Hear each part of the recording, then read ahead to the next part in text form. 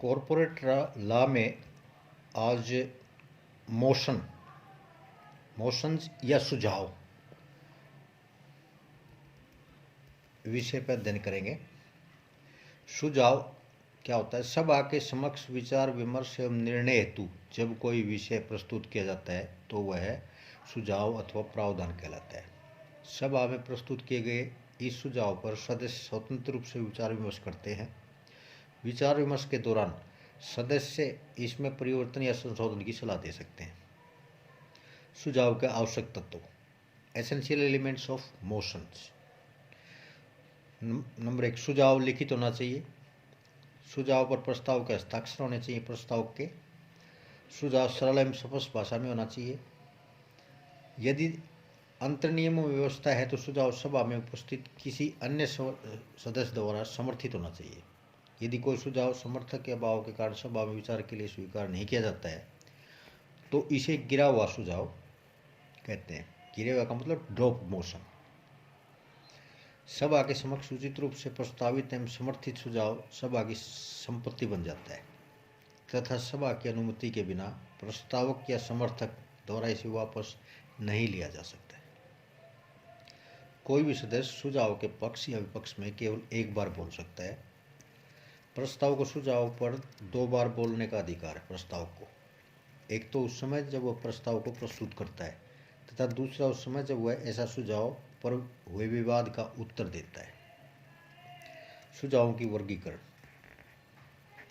सुझाव निम्न प्रकार के हो सकते हैं। मूल सुझाव। Number 1, original motion.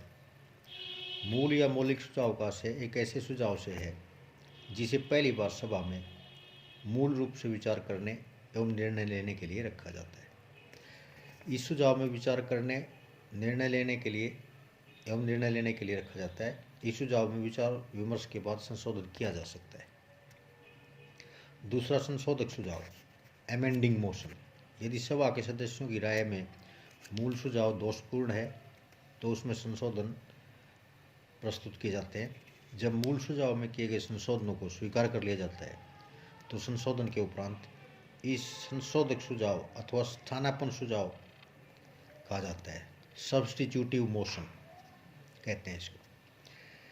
तीसरा, औपचारिक सुझाव, फॉर्मल मोशन। इन्हें विलंबकारी सुझाव, डिलेटरी मोशन भी इंग्लिश में कहते हैं, अथवा क्रियाविधि सुझाव, प्रोसीजरल मोशन भी कहा जाता है, क्योंकि इन सुझावों का संबंध सभा की क्रियाविधि से होता है। यदि सदस्य किसी सभा को स्थगित करने का या कार्यसूची में कोई विषय निकालने का या किसी प्रस्ताव पर बहस स्थगित करने का या विचार रोकने के लिए प्रस्ताव करते हैं तो ऐसे प्रस्तावों को औपचारिक सुझाव कहते हैं। औपचारिक सुझाव की विशेषताएं होती हैं कुछ, जैसे इसका लिखित में होना आवश्यक नहीं होता। औपचारिक सुझाव का इसके लिए पूर्व सूचना की आवश्यकता नहीं होती। इसे किसी सदस्य द्वारा प्रस्तावित तो किया जा सकता है लेकिन अनुमोदित होना आवश्यक नहीं है। ऐसे सुझाव में संशोधन नहीं किया जा सकता। इनका प्रयोग केवल औपचारिकताओं को पूरा करने के लिए ही किया जाता है। सुझाव प्रस्तुत करने की विधि, how to move a motion. जब कोई सुझाव सभा में रखा जाता है तो सर्वप्रथम उस पर सुझाव देने वाला प्रकाश डालता है। उसके बाद अन्य जो सदस्य सुझाव पर अपना विचार प्रकट करना चाहते हैं वे अध्यक्ष की अनुमति से विचार प्रकट कर सकते हैं। सामान्यतः प्रत्येक सदस्य को एक बार विचार रखने की अनुमति प्रदान की जाती है, किंतु सुझाव देने वाले को एक बार प्रस्तुत करने के लिए और दूसरी बार सभा में की गई आपत्तियों को उत्तर देने के लिए बोलने की अनुमति प्रदान की जाती है, जैसा कि हमने पहले 20 को बताया था। संशोधन, अमेंडमेंट्स।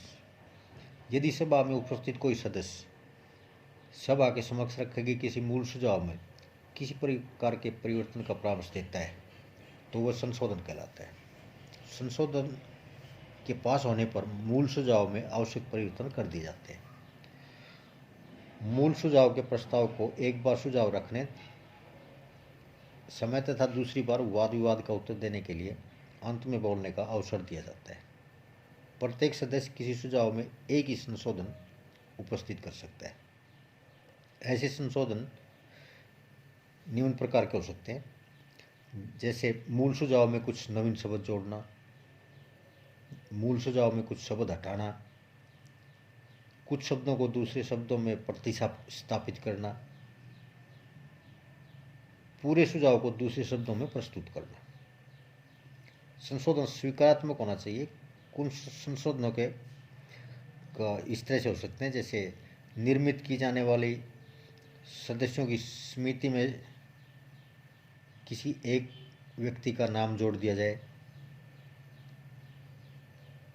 रुपये के स्थान पर रुपया इतना कर दिया जाए, जैसे मान लो 1000 रुपये की बजाय 800 किया जाए।